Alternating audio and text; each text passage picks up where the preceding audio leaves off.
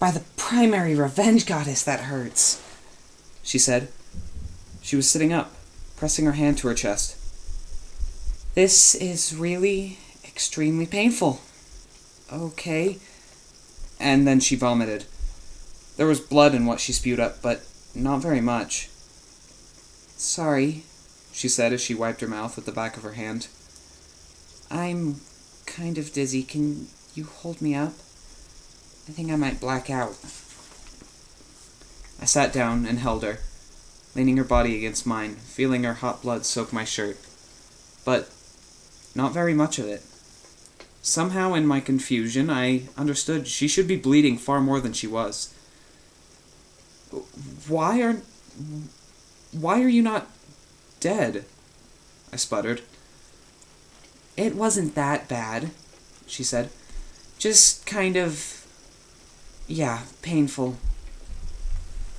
I tried several times to speak, but each effort came out as just a choking sound. Finally, I was able to form actual words. It was bad, I managed. Maybe it was a little bad, but it's getting better. So, that's what a collapsed lung repairing itself feels like. Good information to have. I don't recommend trying this, but I guess it does beat the alternative. Skill points and healing go a long way, right? Skill points. Okay, that was an explanation. Sort of. But not really. She was only level 11. There was no way her healing could be that significantly augmented.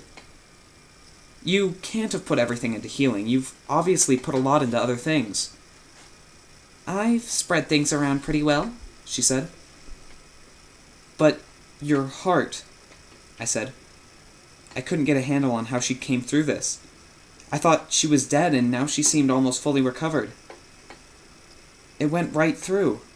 Dr. Roop said that was one of the few injuries the nanites couldn't fix. Boys don't pay attention to anything, do you? She said, shaking her head. She took my hand and put it on the right side of her chest. Her fur was sopping wet with blood. Can you feel that? She asked. I'm rural, Zeke. My heart is on the right side.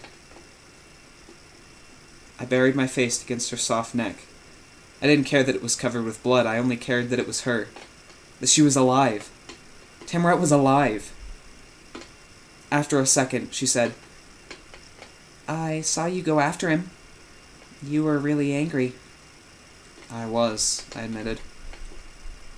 That was quite a leap. You were practically flying. I thought I'd imagined that. I looked at her, smiling at me in that knowing way of hers. There was something that she wasn't telling me. Did I really do that? I asked. She nodded. I told you, you can do anything. We both can. Suddenly, I felt like there was something more to her words than Timret's bravado. I'd done things I ought not to have been able to do. Timret was healing incredibly rapidly all on her own. When you said we could do anything, what exactly did you mean? She winced in pain, but managed to grin up at me. A full-on, wicked Tamrat grin. I knew she'd been up to something clever, unexpected, and almost certainly against the law. I hacked your account, she said, just before we left, after you leveled yourself up. Since I thought you wouldn't notice. I did it with my account after the fight with Ardov. At that point, I added a few points here and there, but after he almost killed me, there was no way I was about to let anyone mess with me like that again. And now, no one's going to mess with you, Zeke. You're maxed out in all the branches of the skill tree, even the final theoretical skills, just like I am. You're the skill equivalent of level 97. You have 4 more skills in all categories. I quickly pulled up my personal skill tree on my HUD. She was right. My experience points had gone up since I'd last looked. Raiding an enemy prison will do that, but I had no empty skill slots. I'm still only level 16, though. Well, I had to decouple your skill points from your experience points. Otherwise, everyone would see your actual level and we'd be caught. This way you can still gain experience like you normally would, but you won't gain skill points because there's no place left to apply them. I shook my head. I don't believe this. I'm a superhero. Almost as much as I am. Your brain isn't wired to sense electromagnetic fields the way mine is, so I'm the level equivalent of 108. Incredible powers, incredible disregard for the Confederation's most sacred rules. I needed a second to process this. Why didn't you tell me? I asked. I thought you might get mad at me for tinkering with the system. This is totally illegal, I protested. They'll kick us out for this. See, that's why I didn't tell you. She rubbed her hands together. Time to move on. What are you doing? You can't get up. You almost died. She lashed out, slicing the back of my hand with one of her claws. There was a moment of pain, and then blood pooled across my skin. Ow! What's wrong with you? I shouted. Nothing's wrong with me. I just knew there was no way you'd believe me if you didn't see it for yourself. Look at your hand. The blood was still copious and warm, but the wound she'd given me seconds before was gone. No scab, no raised flesh, just gone. Next time, maybe give me a chance to believe you, I said, as I wiped my hand against my shirt. Are you sure you're okay? I'm fine. Then I realized what we'd forgotten. It had gone out of my mind the instant I saw the point of the sword coming out of her chest. We hadn't cleared our third floor. We need to go, I said. We ran down the stairs and entered the third control post, but it was empty. Anything might have happened. The guard might have run past us while I was considering beating the life out of a man who'd stabbed Tamret. He might have signaled the Fatic cruiser in orbit. I stood there, still and terrified and furious with myself. The entire mission could have been blown because of me. Then I heard the whizzing sound of weapons fire coming from farther down. Maybe, just maybe, this wasn't the worst news possible. We ran down the stairs. Now I was aware of my augmentations. I knew immediately how to exploit them.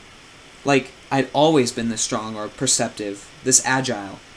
I was leaping 6 or 7 stairs at once, and it was easy. It was easier than taking them one at a time, actually. I vaulted over the last 15 stairs and landed on the final level, illuminated by the intermittent flash of weapons fire. Steve and me son were crouched behind a bulkhead, firing down a long corridor at a fad, or maybe several. I couldn't see, because they were taking cover behind a corner where the hull branched off. I think you might have missed a couple, mate, Steve called out to me. We ran into some trouble, I said. I know the feeling.